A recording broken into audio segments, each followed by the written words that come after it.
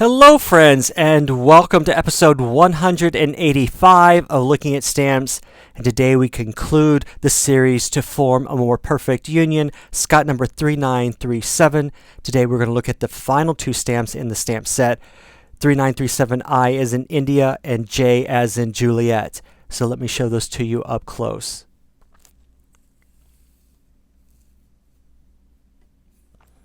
The first stamp is 3937I as in India, and it is subtitled 1965 Selma March.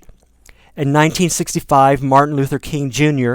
and the Southern Christian Leadership Conference, SCLC, came to Selma, Alabama to fight for black citizens' rights to vote. The SCLC demonstrations led to massive arrests. Hundreds of protesting students were arrested.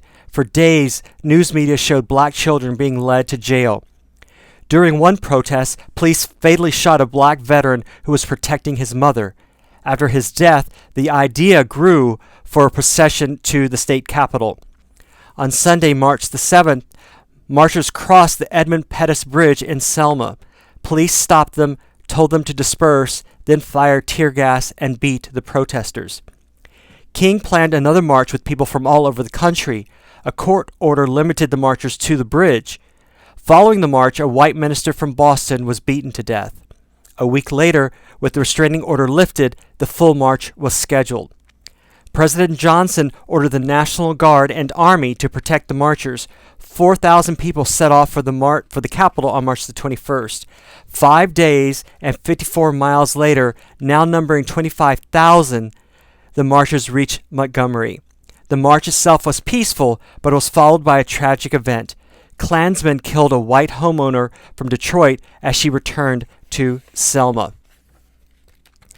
The next stamp is 3937, J as in Juliet. It is subtitled Brown versus Board of Education. In Topeka, Kansas, 7-year-old Linda Brown had to walk 1 mile to get to her black elementary school. A white school was only 7 blocks away. Mr. Brown tried unsuccessfully to enroll his daughter in the white school. He appealed for help to the National Association for the Advancement of Colored People, NAACP. In June 1951, the Kansas U.S. District Court heard Brown's case against the Topeka School Board. The NAACP argued that segregated schools sent a message to black children that they were inferior to whites. Therefore, the schools were not equal.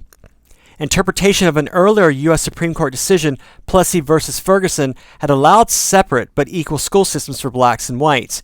Based on this precedent, the district court ruled against Brown. The NAACP appealed to the U.S. Supreme Court.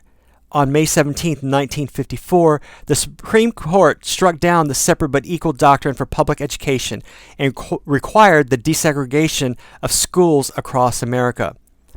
Chief Justice Earl Warren delivered the opinion of the court, saying, "Separate educational facilities are inherently unequal." The Brown versus Board of Education decision sparked a movement to desegregate all public facilities across the American South. And that is all the time we have for today. Have a great day. Have a great weekend. Stay safe. Stay healthy. And I'll see you next week. Bye-bye.